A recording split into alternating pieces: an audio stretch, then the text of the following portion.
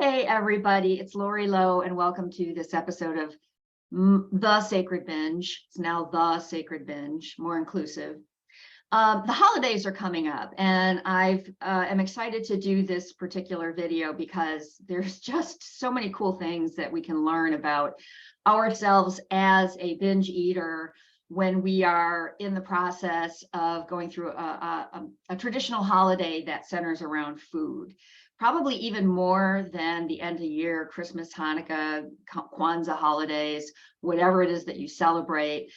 Thanksgiving is about this big food fest. We sit down with our friends and family and we give thanks for those people and we celebrate it by sharing our abundance with each other in the form of food.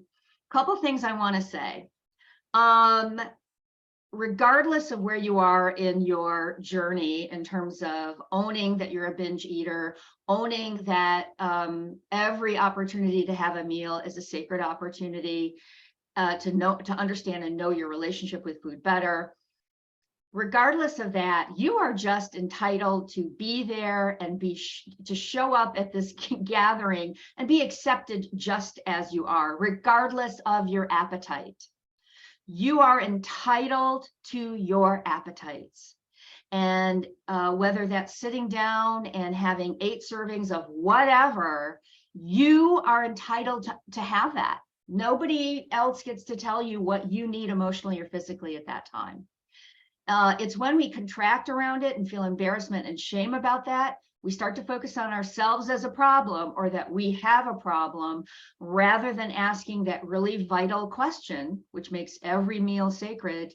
Why am I hungry? What am I hungry for? Sometimes the answer is green bean casserole and sweet potato, whatever.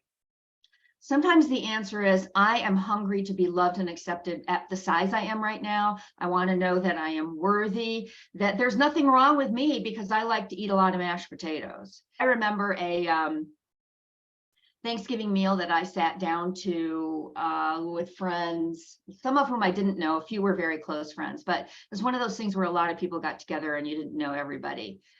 And we had a pretty large meal, and at the end of it, I very much wanted to have my dessert. I was ready to continue eating for whatever reason. I just was. And so I said out loud at the table in front of about 15 people, some of whom I didn't know very well, I would like my dessert now. And somebody else at the table said, oh my goodness, how can you still eat? How after all of that, how can you still be hungry? And I said out loud in front of everybody, I saved room. My eating experience, in other words, was not your eating experience, and it still isn't. And I am entitled to what I want right now. All you have to do is clear enough space, guys, to be able to say, what am I hungry for? What am I hungry for? That's the sacred experience of every meal. What am I hungry for? Sometimes it's literally for the food that is in front of us. Sometimes it is for a sense of worthiness, value, and acceptance just as we are. But that's the sacred question. What am I hungry for? Okay, so enjoy the feast. By all means, don't go on a diet right afterwards. Forget about that. That never works. Just enjoy it, own it, be who you are, be out there loud and proud and say, I'm hungry, I want this, I need more, and enjoy it. Have the experience. Until then, I'll see you in the next holiday. Bye, guys.